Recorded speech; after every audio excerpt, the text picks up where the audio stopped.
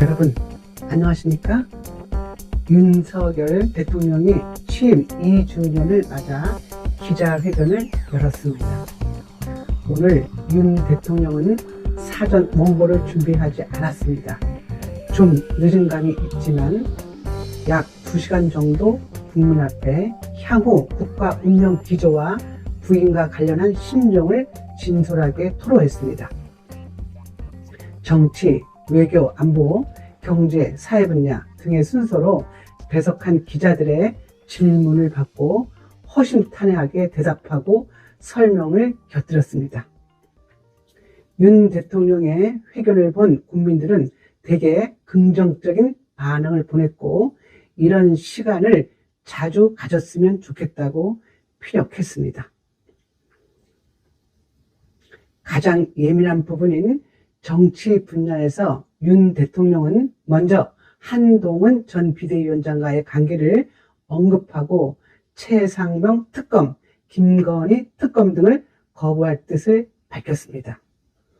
한동훈 위원장과는 20년 넘도록 교분을 쌓아온 사이인 만큼 한 위원장이 충분한 휴식을 취한 후 언제든지 만날 수 있다고 마찰서를 일축했습니다. 특히 한동훈 전 비대위원장은 비록 정치 입문 시간은 짧지만 비대위원장 및 총괄 선대위원장 등을 거치면서 충분히 자리매김했고 앞으로 정치인의 길을 잘 걸어갈 것이라 기대감을 드러냈습니다. 특검에 있어서는 검찰, 경찰, 공수처 등이 수사하고 있는 내용이므로 이 결과를 보고 잘못이 있다면 직접 특검을 요구하겠다고 밝혔습니다. 다만 아내가 가방을 받은 자체로 잘못이 있었고 이에 대해 사과한다며 자세를 낮췄습니다. 이종섭 전 국방부 장관을 호주 대사로 임명한 시기에 대해 보안상 인사권자는 출국 금지 내용을 파악할 수 없는 구조이며 호주는 경제 및 안보에 중요한 나라이고 이 전 장관이 방산 수출 등에 있어서 실적이 좋았기 때문에 대사로서 적임자라고 생각했다고 밝혔습니다. 그리고 정부 개각 문제는 서두르지 않을 것이며 정치 국면 돌파용으로 개각을 활용하지 않을 것이라고 피력했습니다.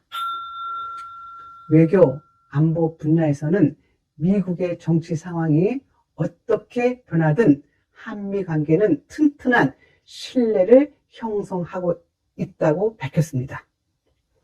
주한미군의 역할은 여전히 중요하며 북한이 러시아에 무기를 제공하는 문제에 대해 국제법상 불법이라고 단언했습니다. 우리는 우크라이나를 인도적으로 지원할 것이며 살상 무기 등은 지원하지 않고 재건을 돕는 데 주력하겠다는 뜻을 내비쳤습니다.